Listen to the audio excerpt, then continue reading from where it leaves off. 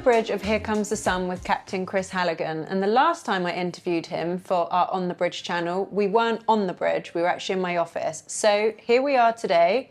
Thanks for having us, Chris. This is a bit of a better view than the last time we got to chat. Pleasure's all mine. Welcome to my office. Yeah, exactly. I'd much prefer yours, trust me.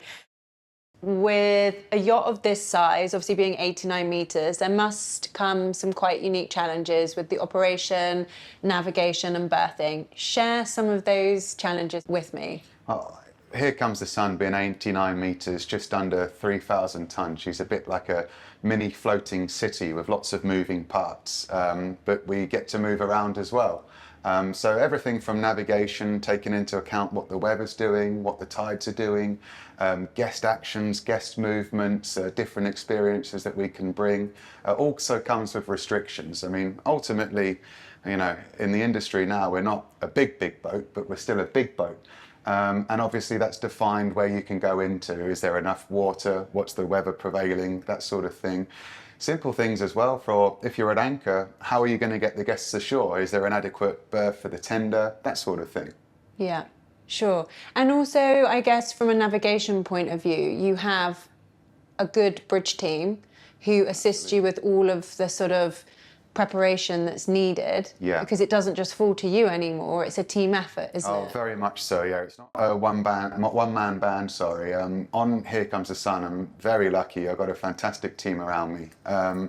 We operate with a chief officer, second officer and third officer, actually, all which bring their own skill sets, you know, into day-to-day operations. Be that from route planning to helping with guest experiences ashore, to the rules of the road and navigating, weather routing. It's not a one-man show, it's a collective that we just need to ensure the safety and navigation for the boat. That's our number one priority, keeping everyone safe. Yeah, definitely. How do you balance the technical, operational and people management side when you've got 25 crew on board most of the time, and often you've got owners and guests on board, and also you've got the responsibility of an 89-metre boat? It's a bit like a juggling act, but it really helps if you can juggle. I rely heavily on the heads of department, where they kind of run the boat from day to day, but I just oversee and help problem shoot, really. I think most captains would tell you the same in that sense. But you're only as good as the crew that you're with. I'm very lucky. I've got a really solid crew on board, and it's a pleasure to be with them. Creating a culture where we can share things, we do. They know that we're approachable, I'm approachable, so whenever we've got anything to discuss, we always raise it, and then we talk it through as a team. But yeah, the key is I certainly lean on the heads of department to help make the operation as smooth as possible and disseminate the information that way. I think it'd be impossible, wouldn't it, without good people heading up all the departments and communicating. Absolutely. Well. Yeah. The key is that you're all on the same page, but ultimately when a decision needs to be made, it's typically the captain that does that. But these guys give us the information that you need to help to make the right decision. You don't always get it right, but you know, 50-50. No one ever gets it all right, that's for sure. Yeah.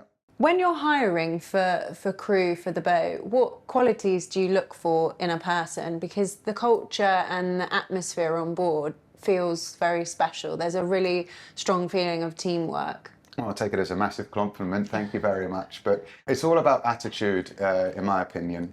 You can teach people new skills, but the attitude that you bring and that positive mindset is really important. I mean, I mentioned before, we're a bit like a floating city. But we are, it sounds a bit corny, but it's just one big family on board. So not everybody's always going to get along all the time. There's always going to have a few little bits and pieces and bumps in the road, but provided you can always turn to your colleague and you know that they've got your back, it's really important. So crew dynamic is a big thing for us. You certainly want to be welcomed, which was what we try to accommodate on board. But if you're going to be away from your loved ones for periods of time, you know, for a while, you need to make sure you're enjoying where you are. If you enjoy where you're going, it's not necessarily always work. No, agreed. You can't teach someone a good character, but you can normally teach someone a skill or to do a job. So actually, yeah, that sort of helps if they start with the right character. Here Comes the Sun is currently for sale. In your opinion, as a captain who's been with the boat for a period of time, what makes her special in the current market? She's got great pedigree. I mean, she's an Amels ultimately, a Northern European build. Such striking lines, you know, she's got those traditional lines still, big flare on the bow. Often when you pull into port, a lot of people do look and stop and see and go, wow, with the dark hull and the white superstructure, she is striking. She's got wonderful guest spaces as well, as you've had a look around with me now. I've had a really good nosy. Yeah, I'll be checking your pockets on the way out. I could definitely move in, that's for sure. No, from everywhere, from the beach club, which is completely open space, it's a really warm, welcoming area, to the 2 VIPs which were fitted in after the refit back in 2021. They really have done a great job with keeping the traditional lines, but having it like a utility knife. She does everything that you want. Yeah. We've got everything from a G23 ski nautique, which has a full marina setup on the back of the boat, to you name it. We've got, you know, tenders and toys, you know, enough to keep you occupied. 10-person cinema, spacious cabins, but still keeping those traditional methods of super yacht luxury. Agreed. She is luxury, really personified, definitely. And the design is traditional, but it feels modern and light and airy and comfortable. And the beach club is amazing. Cinema's amazing. Yeah, she's really special. I've been very lucky to operate some larger yachts as well. So remembering that Here Comes the Sun is still underneath that 90-meter mark. When you go down the companionways and you see the sheer volume of it, it sometimes makes you think that you'd rival some 100 meters, but you still have the ability to get into some pretty nice tight ports every now and then. So that's a key feature, actually. You're right. She feels like a big boat, but actually, obviously 89 meters is big, but you still have that flexibility that maybe a 100-meter plus wouldn't have. Oh, absolutely. You know, we don't need to go with all the 100-meter plus, 3,000 plus regulations. We have the ability to go into a few different more nooks and crannies, but we are still a big boat, but you can have a lot of fun with her. You know, and you can really go off the beaten track, which she's done in the past, everywhere from Alaska to South Pacific, all over the shop. So she's got some miles under her belt. What is a destination you've visited that's most memorable to you? And is there one that's top of your bucket list that you still are yet to tick off?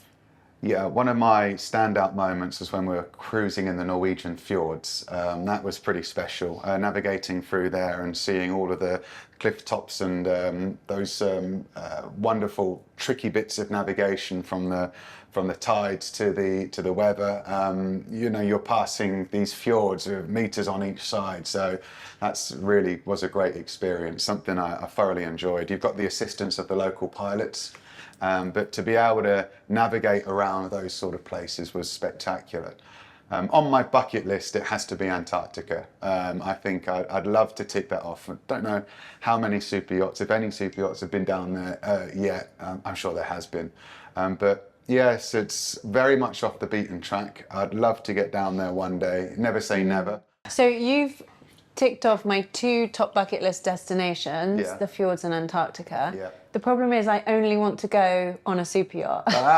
Okay. Everyone tells me, you can go there on a cruise ship, and say, no, for me it has to be on a super yacht. Wow. I've seen the most incredible images and videos of people that have done those trips, and it just doesn't look real. And that to me would be the ultimate destination on a super yacht. Well, we can when you can go anywhere. Yeah, well, you can go anywhere you want. Let's talk after this and get your checkbook ready. You know. Yeah, she is for sale. Absolutely, so never say never. Yeah. Never say never. Thank you so much. 5 minutes with Captain Chris Halligan on literally the bridge. Absolutely. Thank you. Pleasure's all mine. Thank you very much.